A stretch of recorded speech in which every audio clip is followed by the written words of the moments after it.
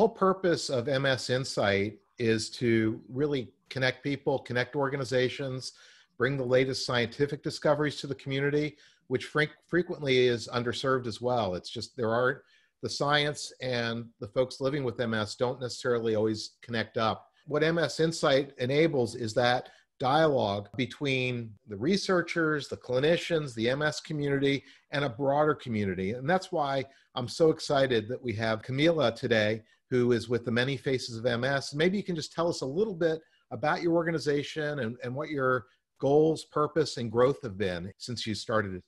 I was diagnosed at about 16, and in learning I had MS and learning about multiple sclerosis, I also learned that there wasn't a space for individuals of color.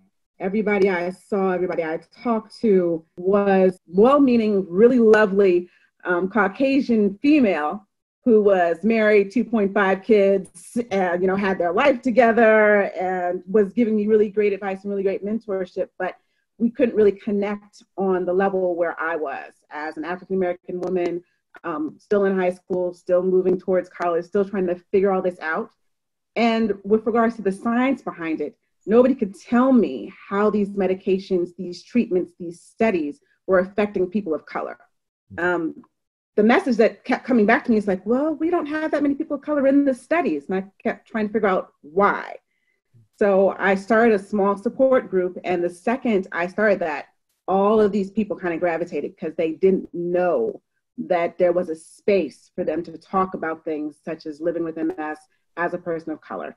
So from there, we just started doing really strategic outreach. And the 4 main programs that our foundation has and kind of rests on are quality, we call it equitable education. So that's equal access education, trying to find that bridge sustainable education while living with the chronic conditions, particularly with MS. Careers, not jobs. We want people to understand that you can have a career and live with MS and don't just go for the job per se. You can be an entrepreneur, you can get that corner office, you may just have to go about it a different way, and helping people find those pathways. Then we have what we call our accessible community. And that is a combination of making sure that individuals, still go to the clubs, still have access to the arts, still get into the different concepts, and still have that socioeconomic, I don't want to say safety net, but balance, to make sure they can still manage that and their medication. And then we have what we call our emergency space for things just like this. When you have to deal with the sudden onset of influenza that happens right during the winter, and then everybody gets sick around you and you can't be around them, and your immune system kicks into high gear and you end up possibly having an episode. And then for opportunities or situations such as this pandemic, when we are trying to figure out how is COVID-19 really affecting individuals with MS, especially those in underrepresented communities? Understanding all these years is that people of color often get a much more severe disease course. I know men usually get it worse. So talk to me about that. Is that true? Are you seeing that? That is accurate. Unfortunately, African-American males of color and African-American descent and Hispanic descent, and my cousins from the continent and those of us of Middle Eastern background as well, it hits really hard. And the scientists can't quite figure out why. I do know that there is a socioeconomic piece that we kind of try and help maintain and manage. There is the life factors with regards to stress and anxiety and living in a society that isn't necessarily optimally welcoming. I think anybody that's gone through the MS diagnosis process, that's stressful enough as it is. So you put that on top of living in a world where you're not necessarily welcomed, it can be even worse, but yes. What are the things that you see as highest need from a knowledge perspective? From a knowledge perspective, I can say that what our organization does is what we call educational ambassadors. Mm-hmm. So we have a class of educational ambassadors that go through a 4 to 6 week program every school season.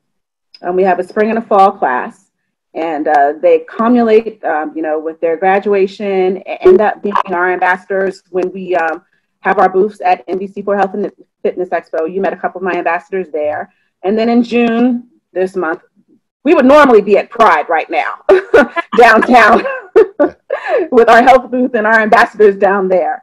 But where I think we could connect with that is offering those individuals the opportunity to participate in these conferences.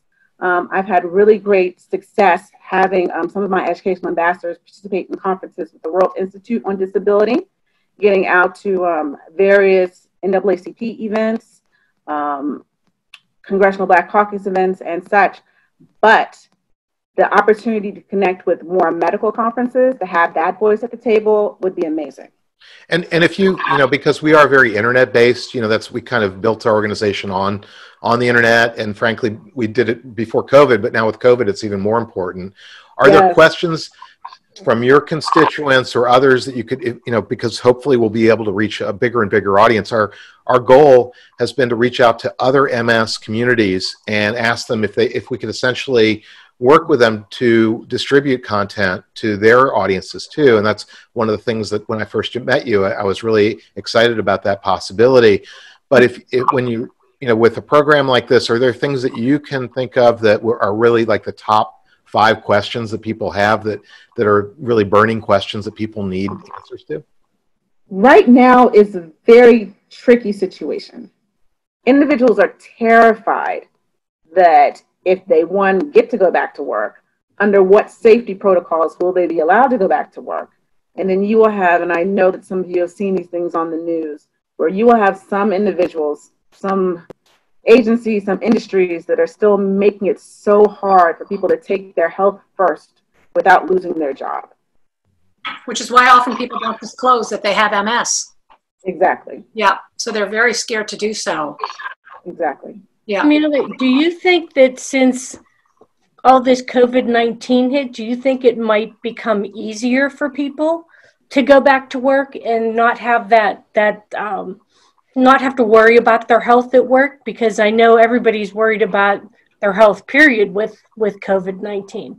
I was just wondering if you felt that it was easier now that this hit, that it might come about a little bit easier now. Unfortunately, the feedback that I'm getting right now is that people are coming back to work and tentatively saying, you know, I'd like to come back to the office, but I have these concerns. How are we cleaning the water fountains? How are we keeping the bathrooms clean? What are we doing about the elevators?